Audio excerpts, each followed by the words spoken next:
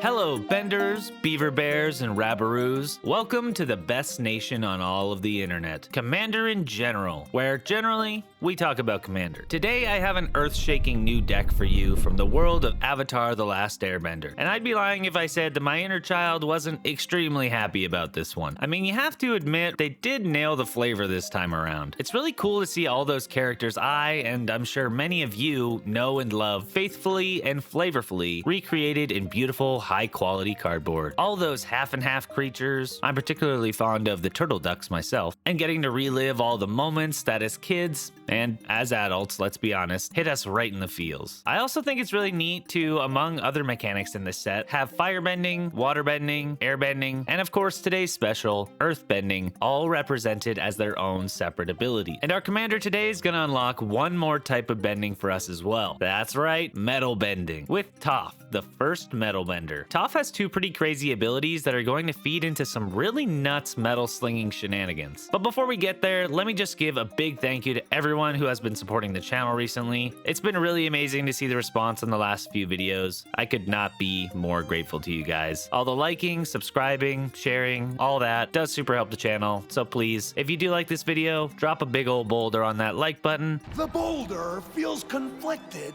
about fighting a young, blind girl. Share this video with your friends and family who love this game as much as you do, and consider subscribing if you want more Commander deck techs just like this one. And if I missed any cool cards for this deck, or if there are any deck techs or videos you'd like to see in the future, let me know down in the comments, especially since we're getting kinda close to my 5K special, and I still don't know what I'm gonna do. But without further ado, let's take a look at Toph, the first metal bender. Toph is 4 mana. That's 1 colorless and Naya for a 3/3 legendary human warrior ally whose text box reads, non-token artifacts you control are lands in addition to their other types. Okay, instantly we can see this is going to be an extremely unique deck, and there's a few ways you could go with it. I mean, as far as I know, we don't have any other cards in Magic that can really do this, and flavor-wise, it's honestly genius. But before we get too caught up in this first bit of text, let's keep reading. The second part of their text box reads, at the beginning of your end step, Earthbend 2. So, for those of you unfamiliar with the mechanics of this set, the reminder text for Earthbending says that target land you control becomes a 0/0 creature with haste. That's still a land. Then you put that many counters on it. But possibly most importantly, when it dies or is exiled, return it to the battlefield tapped. Now, man lands and awakenings aren't new to Magic. We've seen this type of effect before many times, but that last part about them being returned to the field when they're removed, that's actually going to end up being a huge deal for us, because going back to the first half of this card, all of our non-token artifacts are going to be lands as well. So when they're destroyed or go to exile, if we've earthbent them or earthbended them, not really sure what the proper wording is there, but they will instead come back to the battlefield. And while this isn't a combo deck, the ability to bring back sacrificed artifacts does enable some really cheesy combos, like Mindslaver locking your opponents out of the game, or if you have a Cage Sun and Toph out and tap a land for mana, the game just ends in a draw, since Cage Sun is in fact a land producing mana and will be forced to create another mana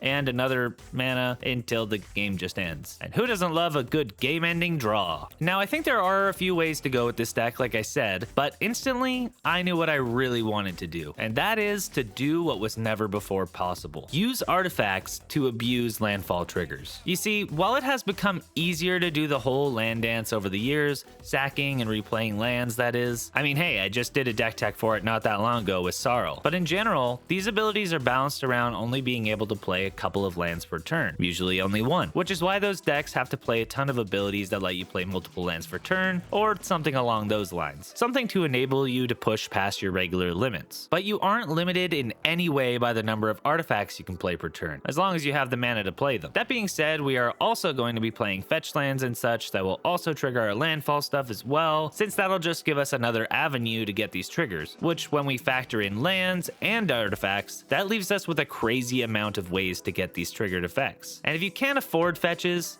then just get the hell away. I don't need any broke-ass people watching my videos.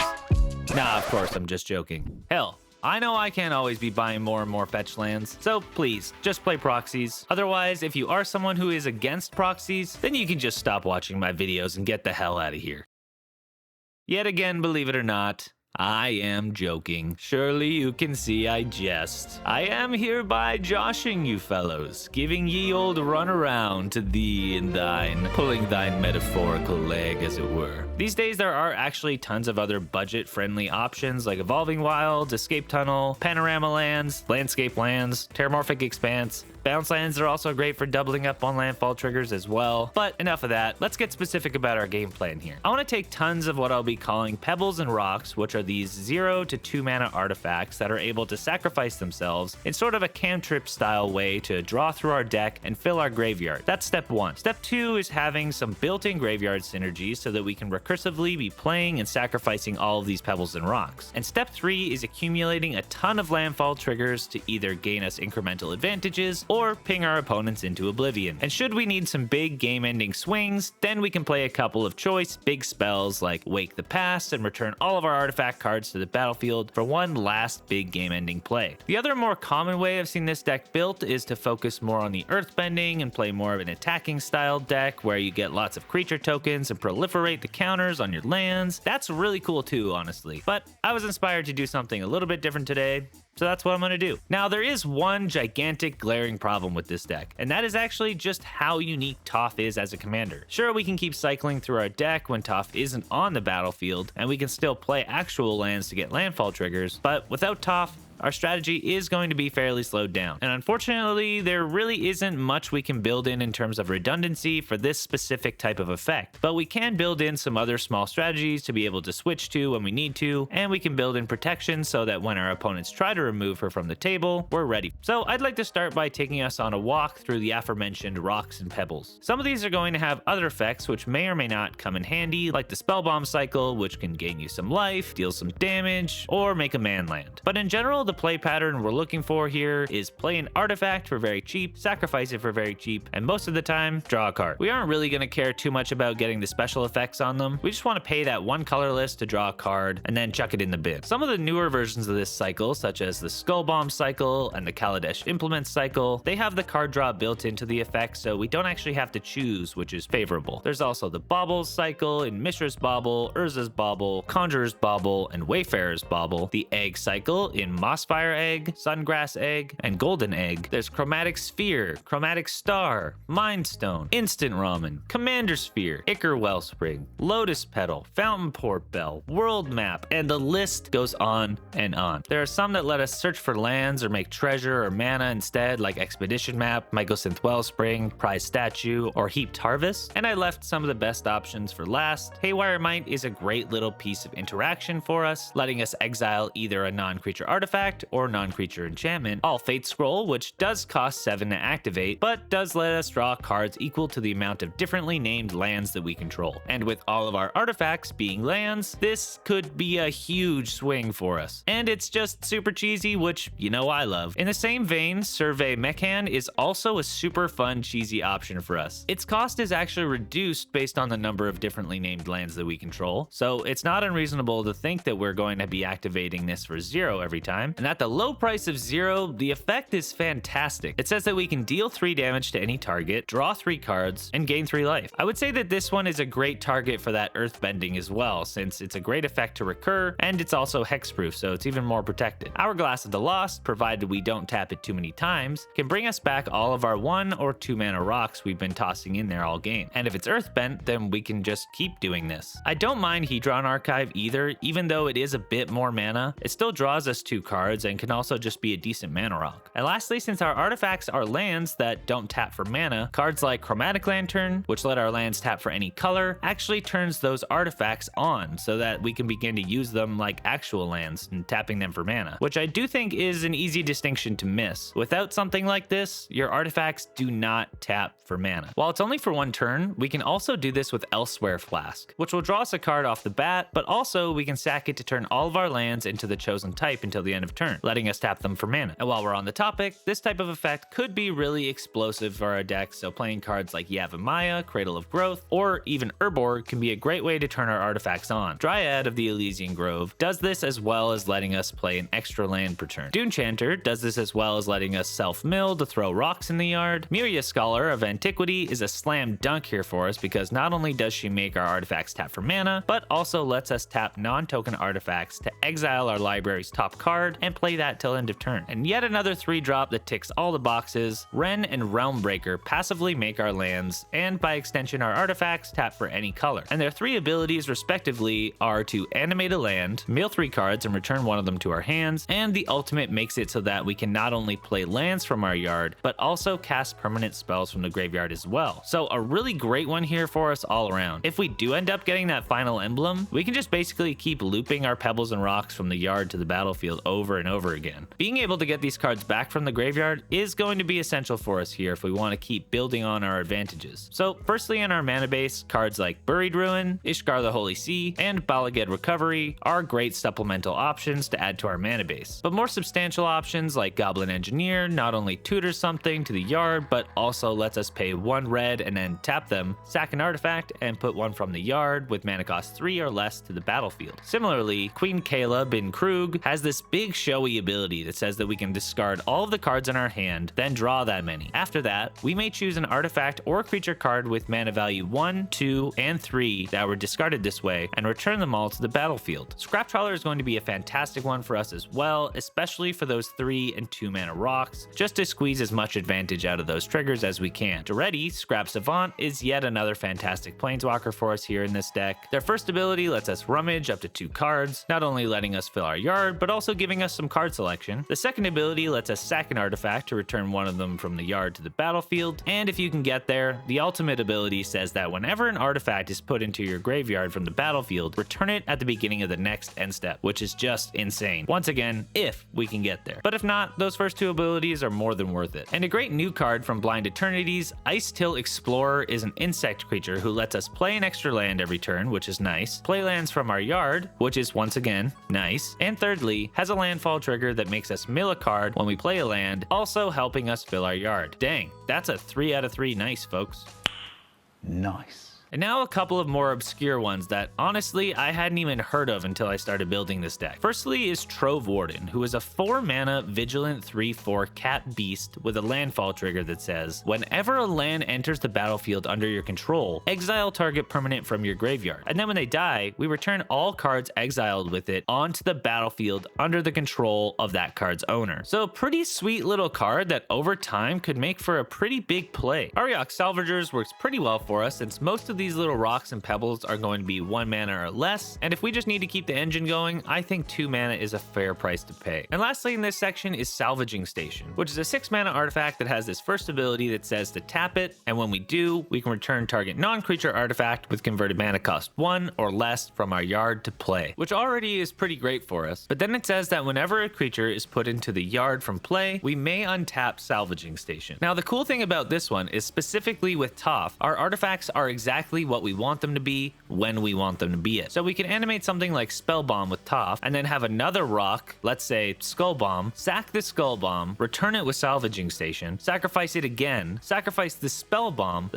will return to the battlefield since it was Earthbent, but also will untap the Salvaging Station. And then we can tap the Salvaging Station again to return the Skull Bomb and sacrifice them both again. So it can make for some pretty cool cascading plays, especially if we can add in that Scrap Trawler and some higher mana rocks. And lastly, we might end up in a situation where we have all of our landfall pieces on board along with our commander, but we've sacrificed all of our artifacts to find all these pieces that we needed. In this case, a few really big sweeping recursion spells could be a game winner for us. The ones I like are Open the Vaults, Wake the Past, Redress the Fate, and finally, Scrap Mastery. Now, most of those mana rocks we were talking about do sacrifice themselves, so I was trying to not go too crazy and really narrow it down when it came to sack outlets. And the ones that I landed on were Sylvan Safekeeper, since it's a free outlet and could really come in clutch to save our all-important commander. And as a little tangent here before I finish talking about sack outlets, Liquid Metal Coating and Liquid Metal Torque are also really cool options to preemptively protect our commander because they'll let us turn Toph into an artifact, thusly turning them into a land and making them a valid target to be earthbent, making it so that if they get destroyed, they'll just come back to the battlefield. But back to sack outlets. Grinding Station is basically unmatched in terms of the stealth mill it could allow us to get done, since it untaps itself whenever another artifact enters. The last two I'm playing are Hedron Detonator because they provide us some redundancy for damage if we don't have Toph on the battlefield, and they can also give us some card advantage by letting us sack 2 artifacts to give us some impulsive draw. And lastly is a new one, Ragos Deaf Gastronaut, who lets us turn our artifacts that are also land into food. That's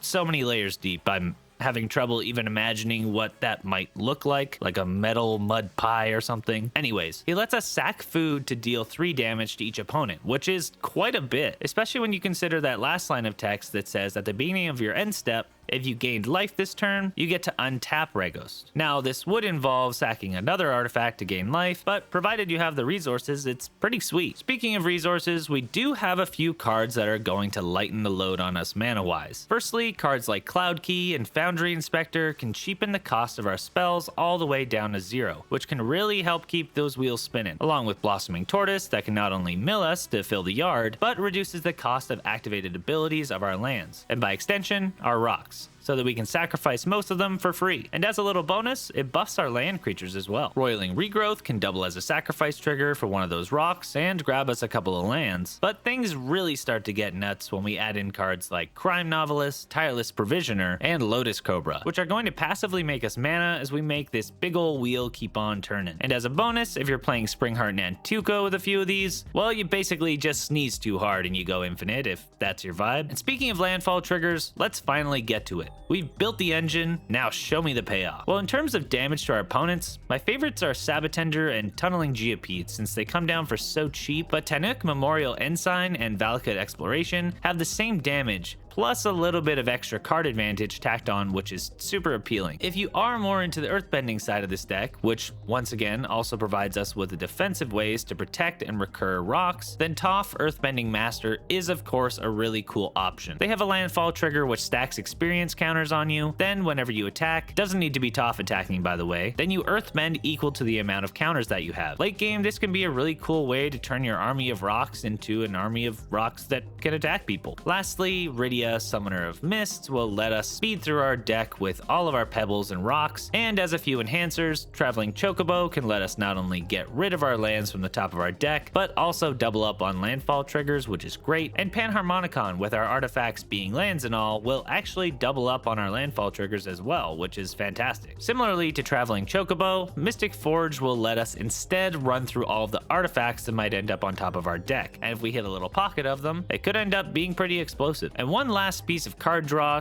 / protection comes in the form of Kutzil Malamet Exemplar. There are a few cards that say that opponents can't cast spells on your turn, which is always nice when you're trying to put together an engine like this. But the thing that makes this one nice is that the second bit of text reads that whenever one or more creatures you control with power greater than its base power deals combat damage to a player, draw a card. Well, the base power and toughness of anything that we earthbend is 0, and they all end up with counters, so honestly a full Kutzil manland deck sounds like a super cool build actually, but that's for another day. And lastly, we all know there is an untold rule in Commander that says you don't f with people's lands. So much so that tons of board wipes specify that they only take out non-land permanents. Well, guess what? Honestly, I don't need to say it again, so I'm not going to. But options I really like for these kinds of board wipes are Cataclysmic Gearhulk, Fortunate Few, Hour of Revelation I think is especially good since it might get cast for just 3 mana, and lastly, while it can only be activated on your upkeep, I think Scourglass is particularly cheesy, destroying all but artifacts and lands. But the really nice thing about this one is that we can earthbend it, and it can be a recurable board wipe once per round of the table, which is just rude, cheesy, fun, all the above. But you know what else is rude? Not leaving a like on this video if you enjoyed it, and not subscribing to this channel if you want more dumb deck techs just like this one in the future. Let me know what you thought about this one in the comments. I know this build is a little bit, I'll say,